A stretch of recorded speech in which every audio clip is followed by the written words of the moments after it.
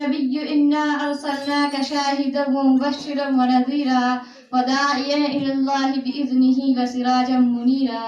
وقال النبي صلى الله عليه وسلم أنا شافع وأنا مشفع بيدي لواء الحمد يوم القيامة أو كما قال عليه الصلاة والسلام.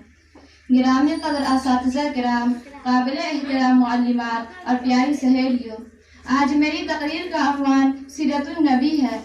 قدم لرزہ ہے، زبان ساکت و صامت اور ذہن و دماغ ششدر و حیرہ ہے۔ کہاں سے میں اپنی بات شروع کروں؟ آقائے دو جہاں، محبوب انس و جاں، آمنہ کے لال در یتیم، عبداللہ کے لخت جگر، عبدالمطلب کی آرزو، حلیمہ کے گھر کا نور، حسنین کے نانا، فاطمہ کے پدر، رب کے مہمان، صاحب قرآن جناب محمد رسول اللہ صلی اللہ علیہ وسلم کا حسن سراپا بیان کروں یا کمالات و معجزات کی باتیں کروں؟ مکی زندگی پر گفتگو کروں یا مدنی زندگی پر روشنی ڈالوں؟ نبی صلی اللہ علیہ وسلم کی جلوت کا ذکر چھیڑوں یا خلوت کو بیان کروں؟ رب کائنات سے نبی کی محبت کو بتاؤں یا نبی سے رب العالمین کی محبت کی داستان سناؤں؟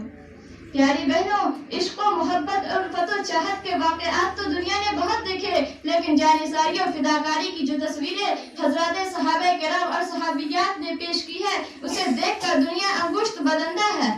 اپنے نبی سے ٹوٹ کر محبت کرنے والا ایسا نہ تو کوئی ہوا ہے اور نہ ہو سکتا ہے۔ صلح حدیبیہ کا واقعہ شاہد ہے، پیارے آقا صلی اللہ علیہ وسلم نے وضو فرمایا، وضو کا مسئلہ لینے کے لیے ایک دوسرے پر ٹوٹ پڑتے ہیں۔ نبی کے ساتھ انہیں کس قدر محبت تھی، جسے پانی کا کوئی قطرہ نہ ملا، اس نے اپنے ساتھی کے گرے ہاتھ کو اپنے چہرے پر ملنا شروع کر دیا۔ جب اس منظر کو قریش کے قاصد عروہ بن مسعود ثقفی دیکھتے ہیں، حواس باختہ ہو جاتے ہیں، وہ حدیبیہ سے واپس جاتے ہیں اور قریش مکہ کے سامنے پوری صورتحال بیان کر دیتے ہیں۔